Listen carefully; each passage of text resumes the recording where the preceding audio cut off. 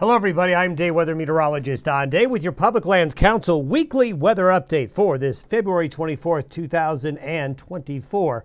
Being brought to you by WSR Insurance Services Incorporated and also by Ag Risk Advisors. As we go into another week and head towards March, the weather is going to turn mild and windy at the beginning. However, we are going to see a pattern that'll be a lot colder in the west by early next week as a fast-moving trough and cold front will come out of the Gulf of Alaska and western Canada, bringing snow and a sharp drop in temperature and a lot of wind to the western United States as we get into late this weekend, but especially the first half of next week. This will bring more snow to the high country. We've seen some good gains in the snowpack, although we've got a lot of areas in the northern Rockies and Pacific Northwest that have below average snowpacks, but they'll get some snow out of this. Expect an up and down pattern for the next several weeks. What we see as we go through this last week of February and look into March, a pattern where the Pacific will be throwing a lot at the west. So it's going to be up and down. We're going to see warm air get a push ahead of storms, cold air coming in behind them, kind of a cycle that we're going to get in that's going to bring some busy weather our way. In the past week, not a lot of precipitation in the southern plains and southern Rockies, but you can see California has picked up more rain, more snow in these areas.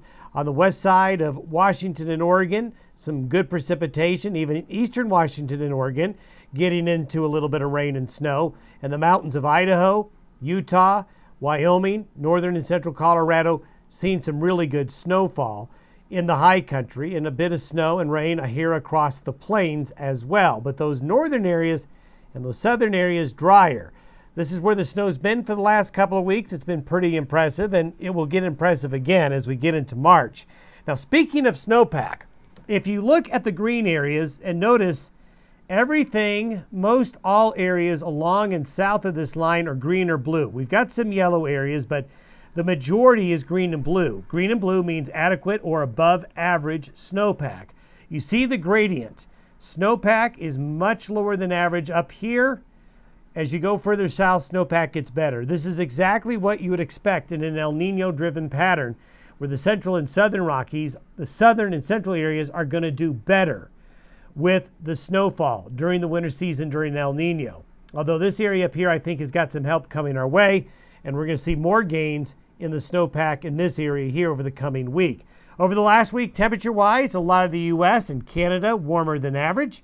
And for the year, close to average, slightly below or a little bit above, depending where you are in the west since January 1st.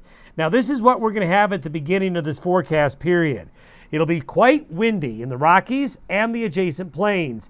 We're going to see rain coming to the Pacific Northwest and western Canada, a snowy, rainy part of the weather for the northeastern United States, but a westerly flow will keep a lot of the U.S.